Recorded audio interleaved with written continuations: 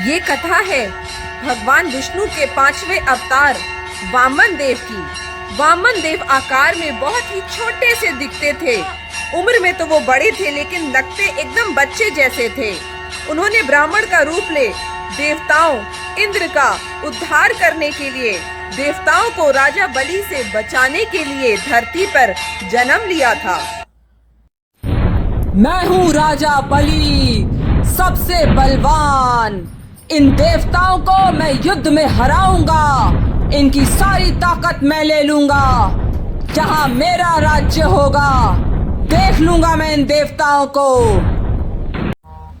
सभी देवता माता अदिति की संतानें थीं, इसलिए माता अदिति बाली द्वारा किया गया अत्याचार अपने बच्चों पे होता देख सह ना पाईं और भगवान की तपस्या में लीन हो गईं।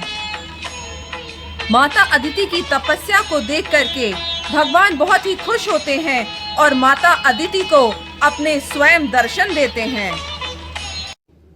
हे प्रभु, मेरी सभी संतानें इन सभी देवताओं की रक्षा करे राजा बलि से। प्रभु, मेरे इस तप को, मेरी इस तपस्या को स्वीकार करिए और मेरी संतानों इन सभी देवताओं की रक्षा करिए राजा बलि से। भगवान, रक्षा करिए।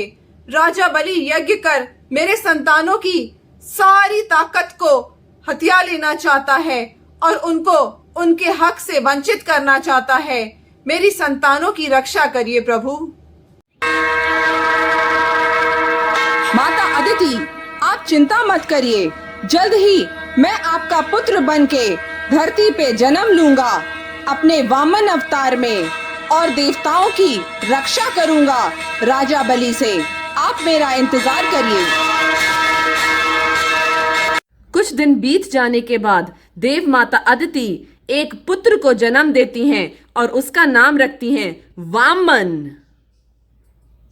सभी को पता था कि भगवान वामन स्वयं भगवान हैं और वो जल्द ही तय करते हैं राजा बलि की परीक्षा लेने का और रूप धरते हैं एक ब्राह्मण का और जाते हैं राजा बलि के पास।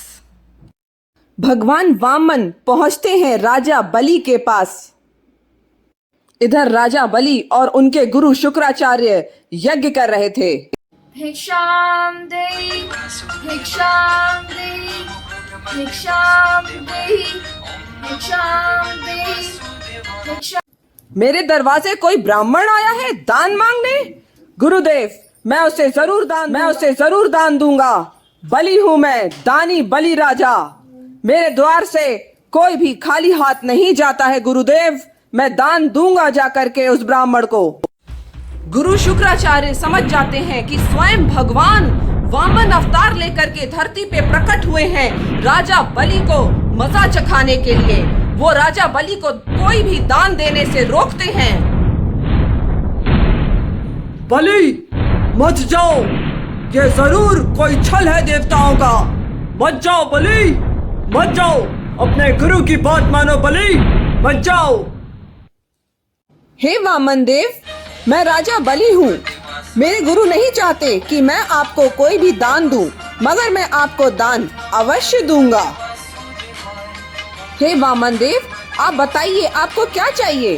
बस 3 पग जमीन। बस 3 पग जमीन? ये तो बहुत कम है। आपका आकार वैसे भी बहुत छोटा है। इतने में भला आपको कितनी जमीन मिलेगी? ये बहुत कम है। नहीं, मुझे बस 3 पग जमीन चाहिए राजा, बस 3 पग और कुछ भी नहीं। ठीक है वामन देव, आप 3 पग जमीन ले लीजिए, मैं अवश्य दूंगा। राजा, अब मैं क्या 3 पग रख लूं? बस 3 कदम जमीन ले लूं? भले ही मेरा आकार छोटा है तो क्या, मुझे बस 3 पग ही चाहिए। हाँ वामन देव, ले लीजिए। 3 पग भूमि नापने के लिए वामन देव अपना आकार बड़ा करने लगते हैं। बड़ा और बड़ा।